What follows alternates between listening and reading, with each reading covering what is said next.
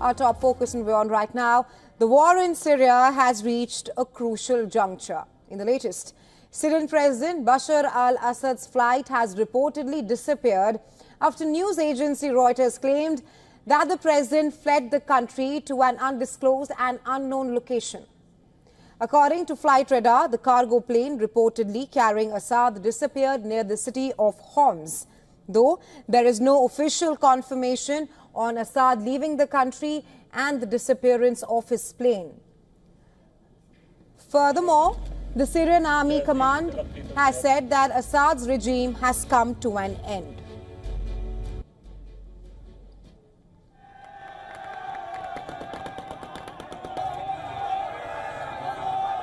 Earlier, al-Assad's family members, including his wife, his children and his two brother-in-laws, fled the country. As per a Wall Street Journal report, Assad's family have taken refuge in Russia.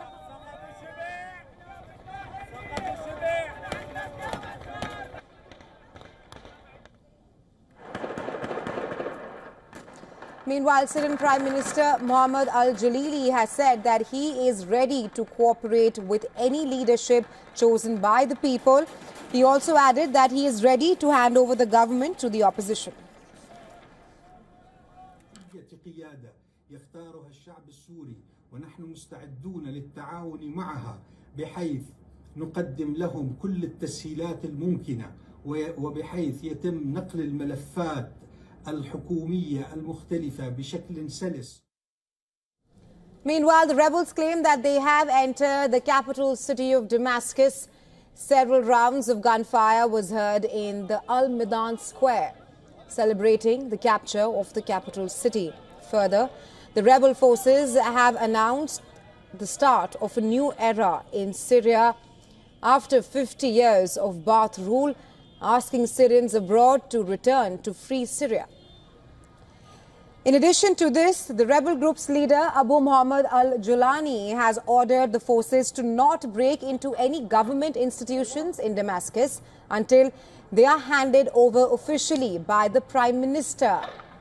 Earlier, a Syrian rebel leader also made claims that its forces have released over 3,500 prisoners from Homs. الله أكبر والعزة لله. تم إسقاط النظام وفرق أمن الدولي والجوية والحمد لله انتصرنا على الطاغي بشار وعوانه والإيراني والروسي والحمد لله. أخواننا الحموية عم نستناكم. حمص عادية. الله سوريا. الله سوريا حرابية. Amidst all of this chaos and turmoil, the White House said in a statement that U.S. President Joe Biden is closely monitoring the extraordinary situation in Syria.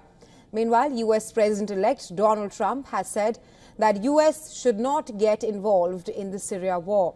Further, Trump took to his Truth Social platform saying that the Syrian President Bashar al-Assad is gone. He also added that Russian President Vladimir Putin is no longer interested in protecting him any longer.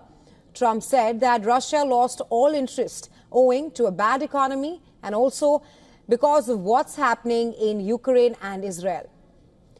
Now, while Russian Foreign Minister Sergei Lavrov has said that Syria must not be allowed to fall into the hands of terrorist rebels fighting the forces of Moscow's ally, President Bashar al-Assad, Turkish President Recep Tayyip Erdogan said that the incursions by rebels has spelled a new reality in Syria. Speaking at a city located just 30 kilometers away from the Syrian border, the Turkish president said that the latest attacks have broken the straw in the camel's back. Arap, Türkmen, Kürt, Alevi, Sünni, Nusayri, Hristiyan ayırt etmeksizin hiç kimsenin dışlanmadığı, kimsenin hak ve özgürlüklerinin çiğnenmediği, zulme uğramadığı, farklı kimliklerin yan yana sulh içinde yaşadığı bir Suriye görmek istiyoruz. İnşallah çok yakın gelecekte böyle bir Suriye'yi göreceğimizi ümit ve temenni ediyoruz. Meanwhile, United Nations Syrian envoy has called for urgent talks in Geneva for an orderly political transition in the country. He has also pressed for de-escalation while also calling the implementation of UN Security Council resolution. I have called for urgent political talks in Geneva to implement Security Council Resolution 2254. I'm pleased to say that the ministers and all I'm talking to are backing this call.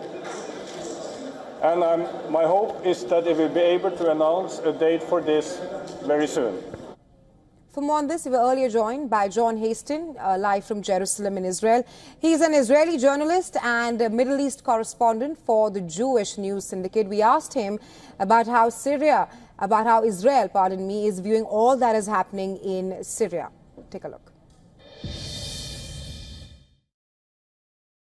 So the saying goes, the enemy of my enemy is my friend. And I don't think that's the case here in this reality, in this new situation. Of course, Assad, backed by Iran, backed by Russia for so many years, being a bastion of terrorism in the Middle East. But that being said, you now have uncertainty in terms of these Sunni rebels who have taken over right now, some of them backed by Turkey, of course. What will they do when it comes to Israel? Israel right now is bolstering its positions on the Golan Heights, which borders Syria. Reports this morning indicating that actually some Israeli tanks are going into a buffer zone between Israel and Syria via the Golan, which is the first time in 40 years. So it remains to be seen. All other reports indicate that Israel actually attacked a suspected Syrian chemical weapons facility over the last several days, because it could be extremely tumultuous if the rebels, in fact, get those weapons, if the rebels decide that they're going to turn their aggression on the state of Israel. It's something we have to pay attention to. In addition, over the weekend, Israel actually coming to the defense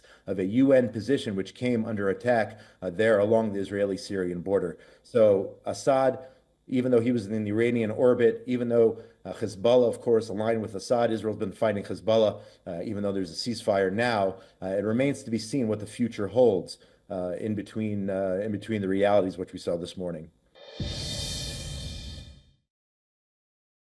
On one hand, positive is that Iran has been very, very weakened as a result of Israel's strikes on Iran and, of course, their proxies, Hezbollah and Hamas down in Gaza. You know, these might be different sides here. You're talking about Shia, you're talking about Sunni, all these different parties. But at the end of the day, Iran is the head of the octopus, and that still remains our greatest threat. But as you said, we do have to pay attention to this new reality. We do have to take into consideration the fact that some of these Sunni-led groups in Syria perhaps will turn their attention towards us. We know that they're enemies of Iran, but they are not a friend of the state of Israel. You can make the argument that certain Kurdish groups who are Western-backed, backed by the United States, definitely have common interests with the state of Israel. But if you're talking about the HDS, if you're talking about the rebels there supported by the Turkish regime, they certainly don't have the interests of the state of Israel or the Western world on their minds. So we have to pay attention very, very carefully to the spiraling situation there in Syria.